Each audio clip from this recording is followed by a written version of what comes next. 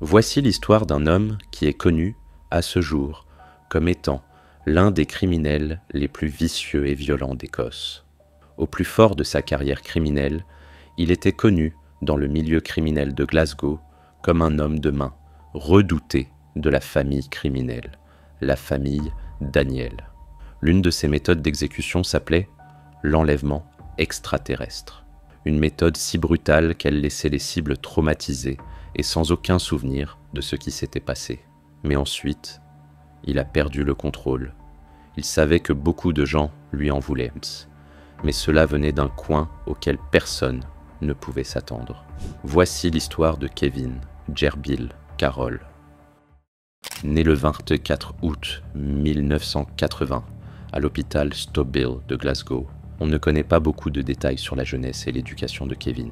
Pourtant, en tant que jeune enfant, Kevin a été brutalisé sans pitié par deux garçons, Stephen Lyons et son frère Edward Jr. Retenez bien ce nom de famille Lyons, car il va être important pour l'histoire à venir. La famille Lyons était une famille criminelle, connue, qui avait beaucoup d'influence dans le monde criminel de Glasgow. Mais ils n'étaient pas les seuls. Il y avait une autre famille criminelle notoire, appelée la famille Daniel, qui avait également en vue le statut de chef de gang à Glasgow. Et il se trouve que les fils du chef du crime, Jamie Daniel, Robert Daniel et Francis Fragold Green, allaient à la même école que Kevin. Les trois garçons devinrent rapidement des amis proches, et très vite, Kevin se retrouva impliqué dans le monde du crime. Surnommé Gerbill par son cousin, d'après Kevin le Gerbill, un personnage de la série télévisée de marionnettes Roland Rat, ce nom devint le nom de code de Kevin au sein de la famille. Au fil des ans, l'amitié des garçons se renforça et Kevin fut bientôt impliqué dans la querelle qui couvait entre la famille Daniel et la famille Lyons. Mais nous y reviendrons plus tard. À l'adolescence, Kevin connaissait déjà bien la police.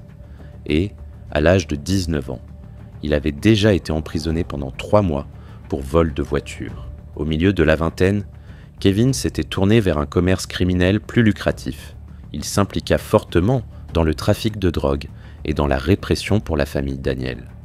Kevin se révéla impitoyable, et c'est à cette époque qu'il devint connu pour son style d'attaque caractéristique. Des incidents qui furent connus sous le nom d'enlèvement par des extraterrestres. En tant que chef des forces de l'ordre de la famille Daniel, Kevin était chargé de gérer les rivaux de la famille criminelle, comme bon lui semblait.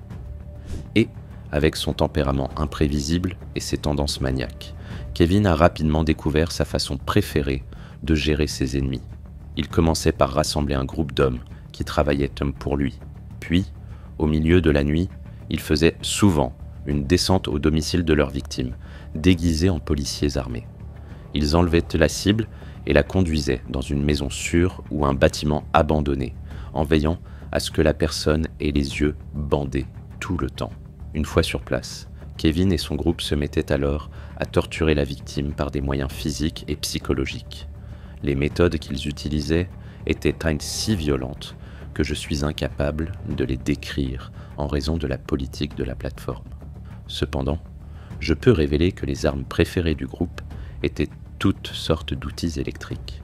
Je suis sûr que vous pouvez imaginer ce que cela signifiait pour les victimes. Ce n'était pas agréable. Une fois Kevin terminé, il libérait les victimes, qui erraient pas souvent dévêtues dans les rues. Lorsque la police leur demandait ce qui leur était arrivé, beaucoup ne s'en souvenaient pas, en raison du traumatisme causé par les événements, ou n'osaient tout simplement pas en parler. C'est de là qu'est né le terme « enlèvement » par des extraterrestres, enlevés dans la nuit pour réapparaître sans aucun souvenir de la nuit précédente. Mais comment quelqu'un pouvait-il faire quelque chose d'aussi terrible sans aucun regret apparent? Pour beaucoup, la réponse était simple. Kevin Carroll était un fou absolu. Au fur et à mesure que les histoires de ses crimes commençaient à circuler, il est devenu très craint. Comme je l'ai mentionné plus tôt, Kevin était également impliqué dans le trafic de drogue. Cependant, il avait une façon assez particulière de s'y prendre. Il vendait de la coke et d'autres drogues à des trafiquants connus. Puis, une fois l'affaire conclue, il volait la drogue et gardait l'argent. À une occasion, un trafiquant avait acheté 5 kilos de coke pour une somme importante. Il a ensuite été pris en embuscade plus tard dans la journée par Kevin et ses hommes, qui ont volé la drogue. Un autre incident révélant le manque de fiabilité de Kevin s'est produit lorsqu'il a découvert une arme à vendre qu'il voulait désespérément. Une source clandestine a déclaré « D'après Gerbil, s'il avait les armes, ses ennemis n'en avaient pas ». L'arme qui avait attiré son attention était un fusil SA-80 volé. Il s'agissait d'un fusil utilisé par l'armée britannique. Il était même livré avec un trépied et un viseur infrarouge. Le soldat qui vendait l'arme en demandait 10 000 livres. Mais Kevin n'était pas le seul à avoir repéré l'arme. Les Lions avaient également entendu dire qu'elle était entrée sur le marché et avaient déjà versé un acompte de 4 000 livres. Mais avant que les Lions ne puissent récupérer l'objet, Kevin a pris les choses en main. Il a enlevé le soldat et lui a fait un traitement spécial avec un chalumeau. Terrifié, le soldat a renoncé à l'arme et au dépôt de 4 000 livres. C'était un marché 2 pour le prix d'1 pour Gerbil. Pendant ce temps, une querelle couvait entre deux familles, et Kevin était au cœur de celle-ci. Toutes deux, basées au nord de Glasgow, la famille Lyons avait Milton comme terrain, et la famille Daniel était basée à Possil, à proximité. En particulier, la famille Lyons avait réussi à avoir une position forte et avait été traitée exceptionnellement bien par le gouvernement et les autorités locales. Pendant des années, la famille n'avait pas seulement bénéficié de l'immunité pour ses actions, mais avait également reçu du soutien. En 1992, Eddie Senior, le chef de la famille Lyons, s'est vu confier l'école désaffectée Churnside à Milton pour un projet communautaire. De toute évidence, le seul projet communautaire qui l'intéressait était l'expansion de son empire criminel. 3 ans plus tard, en 1995, alors qu'Eddie utilisait l'école comme quartier général, il a reçu 1,4 million de livres sterling de financement public. Cela peut paraître étrange, mais à l'époque, Eddie Lyons faisait bonne figure en prétendant aider ses communautés locales. Outre les conflits habituels causés par la cupidité et le contrôle du marché de la drogue, une autre raison a fait éclater la querelle. À l'été 2001, les choses boutoutes ont pris une tournure pire. Une grande quantité de coke des Daniels a été volée dans une maison de Milton qui était manifestement le terrain des Lions. La réserve a ensuite été vendue aux Lions. Comme Milton faisait partie du territoire des Lions, ils ont estimé que les Daniels essayaient clairement de pénétrer leur marché. Ce fut la goutte d'eau qui a fait déborder le vase pour les Daniels, et Kevin, qui avait lui-même une rancune à porter, était plus qu'impatient d'aider la famille. Vu sa violence et la querelle qui couvait entre les deux familles, il n'est pas surprenant que certaines personnes aient cherché à se venger. La première fois que Kevin a été attaqué, c'était en 2003. C'était une attaque plutôt discrète, juste devant la maison de sa mère. Une attaque qui l'a blessé, mais qui n'a finalement pas réussi à le tuer. La deuxième attaque, 3 ans plus tard, en 2006, était moins subtile. Kevin et son associé, Ross Sherlock, marchaient dans la ville de Bishop Briggs. Lors d'une fusillade en voiture, les deux hommes ont été soudainement attaqués de nulle part. L'une des balles a touché Kevin au ventre, mais, une fois de plus, il a réussi à survivre au coup. Mais cette deuxième attaque était peut-être tout à fait compréhensible, car, selon certaines informations, les deux hommes avaient participé à une attaque contre une pierre tombale à Bishop Briggs. La pierre vandalisée appartenait à Gary Lyons, fils d'Eddie Lyons Sr., qui était malheureusement décédé à l'âge de 8 ans d'une leucémie en 1991. Pour couronner le tout, l'attaque s'est produite la veille de la visite de proches de Gary pour fêter son anniversaire. Lorsque la famille Lyons a vu ce qui avait été fait à la tombe, elle a été indignée. Cibler la tombe d'un enfant innocent était en train de sombrer dans un nouveau drame. Et si les Daniels étaient prêts à aller aussi loin dans leurs attaques, que ou qui d'autre serait-il capable de cibler?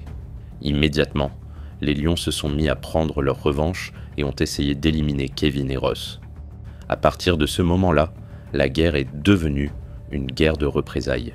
Lorsqu'un membre du gang était attaqué, La famille adverse ripostait presque immédiatement, et ce n'est que peu de temps après l'attentat raté contre Kevin que l'attaque suivante a eu lieu. Un événement très public et très impitoyable, seulement 3 semaines plus tard, le 6 décembre 2006. 2 des tueurs à gages de Daniels, Raymond Anderson et James McDonald, sont entrés dans le showroom d'Apple Row Motors. Il s'agissait d'une concession appartenant à David Lyons, frère d'Eddie Lyons Sr. Les 2 tueurs à gages ont ouvert le feu au milieu du showroom.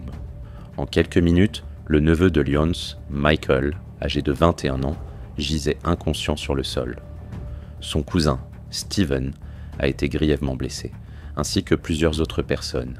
Les 2 hommes de Daniels ont ensuite été arrêtés et emprisonnés pendant 35 ans pour ce crime. Ils ont peut-être été arrêtés, mais il était évident que les Lyonnais allèrent pas riposter. Mais ils ont pris leur temps. Pendant 4 ans, la querelle a fait rage, jusqu'au 13 janvier 2010, un vendredi. Kevin avait prévu une réunion avec quelqu'un sur le parking Asda de Rob-Royston, Glasgow. Il était assis sur le siège arrière d'une Audi A3 noire, tandis que 2 de ses associés étaient assis à l'avant. Sans armes et ne s'attendant pas à des ennuis, Kevin était inhabituellement détendu et mal préparé. Soudain, à 13h23, une Volkswagen Golf s'est arrêtée dans un crissement de pneus sur le parking bondé et a bloqué l'Audi. C'est alors que les choses Mapecchios ont pris une tournure dramatique. 2 hommes sont sortis de la Volkswagen et ont immédiatement commencé à ouvrir le feu sur l'Audi. Les 2 associés de Kevin à l'avant se sont rapidement précipités hors de la voiture et se sont enfuis. Kevin n'a pas eu cette chance. Il a succombé à ses blessures sur le cou. Clairement, la cible du coup, Kevin a été touché par au moins 5 balles, bien que 13 ayant été tirées sur la voiture. L'une des balles l'a atteint à la tête, le tuant pour de bon. Alors que pour de nombreux témoins, le coup a semblé durer des heures, il n'a fallu en réalité que 25 secondes pour que tout se passe comme prévu. Kevin a rendu son dernier souffle à cet instant, à l'âge de 29 ans. Tout comme la vie de Kevin était pleine de drames et d'imprévisibilité, sa mort l'était aussi. L'exécution en plein jour de Kevin Carroll est sans doute le meurtre le plus public jamais perpétré par un gang à Glasgow. Connu pour être assez paranoïaque, Kevin portait souvent des gilets pare-balles et une arme sur lui. Mais cela n'aurait probablement pas signifié grand-chose ce jour-là. Avec un nombre incalculable de personnes qui en voulaient à sa tête, aucune précaution n'aurait pu le sauver. Après 2 tentatives ratées, la 3e a été la bonne. Mais quelque chose ne semblait pas normal dans tout cet incident. Vous ne trouvez pas? Restez avec moi. Après des mois d'enquête, la police a arrêté Ross Monaghan le 30 juillet 2010. C'était un associé bien connu des Lions, et on pensait qu'il était à l'origine du meurtre de Kevin. Cependant, le procès contre lui a échoué en 2012 et il n'a pas été condamné à la prison. Le juge a estimé qu'il n'y avait pas suffisamment de preuves pour le condamner. Tout le procès s'est réduit à une seule particule de résidus de décharge d'armes à feu, trouvée sur une veste saisie lors d'une descente au domicile de Ross. À l'époque, l'experte médico-légale Alison Colley travaillait pour la Scottish Police Authority, autrement connue sous le nom de SPA. Elle a déclaré que la particule était insuffisante pour tirer une conclusion scientifique, bien que, dans un rapport précédent, elle ait affirmé que le résidu était similaire à celui trouvé sur la scène du crime. Finalement, cependant, Madame Colley a admis que cette opinion reposait sur des tests qu'elle n'aurait pas normalement effectués. Elle ne l'avait fait, dans ce cas, que parce qu'un détective l'avait poussée à les effectuer. Elle a également admis qu'elle ignorait que des agents des armes à feu étaient impliqués dans la perquisition au domicile de Ross. Le fait qu'ils aient suivi une formation au maniement des armes à feu ce jour-là présentait un risque de contamination croisée. La preuve a été jugée irrecevable au tribunal et Ross est reparti en homme libre. Si vous pensez que les choses ne semblent pas tout à fait cohérentes, vous n'êtes pas le seul. Comment les hommes de Lyons ont-ils pu prendre le dessus sur Kevin? Et pourquoi étaient-ils si mal préparés? Si vous pensiez qu'il y avait quelque chose d'un peu plus sinistre dans l'histoire, vous avez peut-être raison. Il a été révélé plus tard, après le procès de Ross Monaghan, qu'un initié avait donné des informations à la famille Lyons. L'ancien officier en disgrâce Derek MacLeod a été reconnu coupable d'avoir transmis des informations de surveillance confidentielle à la famille criminelle, plus précisément sur Kevin et ses associés. À l'époque, Derek travaillait pour la police de Lothian et Borders. Mais personne ne savait qu'il était également un membre actif du gang des Lions. Les informations qu'il a fournies les ont aidés à garder une longueur d'avance sur la police. Une fois que les faits et gestes de cet officier ont été découverts, une descente a été autorisée à son domicile. C'est là que la police a trouvé 85 kilos de cannabis sous son escalier et une plantation de cannabis dans son garage. On pense que l'ancien officier avait reçu l'aide de la famille du crime pour vendre sa marchandise.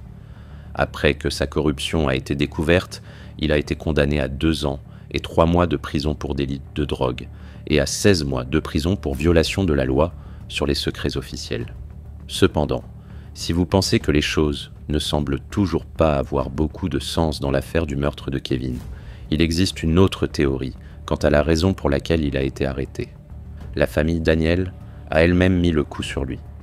Cela peut sembler une spéculation folle, car on supposait qu'il était un bon ami des Daniel. Mais les choses n'étaient peut-être pas aussi amicales qu'elles le semblaient au début. Des sources au sein de la famille Daniel ont affirmé que les patrons pensaient que Kevin était devenu de plus en plus incontrôlable, et pensaient qu'il causait peut-être plus de problèmes qu'il n'en valait la peine. Étonnamment, pendant son séjour chez les Daniel, Kevin s'était marié et avait eu 2 enfants avec une femme appelée Kelly Bow. Elle s'est avérée être la fille de Jamie Daniel, le chef de la famille. Leur relation n'était pas heureuse et était souvent décrite comme tempétueuse. À plus d'une occasion, Kevin avait battu Kelly Bow, la laissant noire et bleue. Il l'avait également critiquée à plusieurs reprises, ruinant sa réputation. Non seulement Kevin était violent avec sa femme, mais il avait également commencé à critiquer Jamie Daniel lui-même. Il avait même menacé Jamie à un moment donné. Et il l'avait traité de noms très offensants, notamment de gros gitan, parmi d'autres noms plus colorés. Ce genre d'insultes ne passe pas inaperçu dans une famille criminelle, surtout pas lorsqu'elles sont dirigées vers le chef de famille. L'une des choses qui a rendu les gens méfiants, en particulier ceux qui étaient pas fidèles à Kevin, était la façon dont les choses se sont déroulées. Ils ne pensaient pas que Kevin se serait rendu à une réunion sans préparation et avec la garde baissée, à moins qu'il ne soit censé rencontrer quelqu'un qu'il connaissait bien et avec qui il était ami. Une autre raison pour laquelle certains ont cru qu'il s'agissait d'un coup monté de l'intérieur était la réaction de ses associés. Au lieu d'aider leur ami, les 2 autres hommes dans la voiture ont tout simplement pris la fuite. Aucun coup de feu n'a été tiré sur eux. Une fois les agresseurs partis, ils sont retournés à la voiture pour appeler Francis Fraggle Green, le frère de Jamie Daniels et ami de longue date de Kevin. Lorsque Francis est arrivé, il est rapidement entré dans la voiture et a apparemment retiré quelque chose de Kevin avant de laisser le corps tranquille. Il a réussi à se rendre sur les lieux avant même l'arrivée de la police. Suspect. Question. Marque. Finalement, en 2015, un homme appelé William Patterson a été condamné pour le coup, porté à Kevin. Depuis ce coup, la querelle entre les familles Daniel et Lyons ne s'est pas apaisée. Les 2 familles sont toujours en guerre, en compétition pour la première place dans le monde interlope de Glasgow. Avec tant d'histoires entre ces 2 familles, il est peu probable qu'elles mettent fin à leur querelle de sitôt. Je suis curieux. Quelle est selon vous la vérité derrière la fin de Kevin Carroll ? Faites-le moi savoir dans les commentaires patch ci-dessous. Avec tant d'histoires entre ces 2 familles, cette querelle mériterait sa propre vidéo. Faites-moi savoir si cela vous intéresse. Et, bien sûr, assurez-vous d'appuyer sur les boutons j'aime et abonnez-vous. Merci d'avoir regardé et à la prochaine.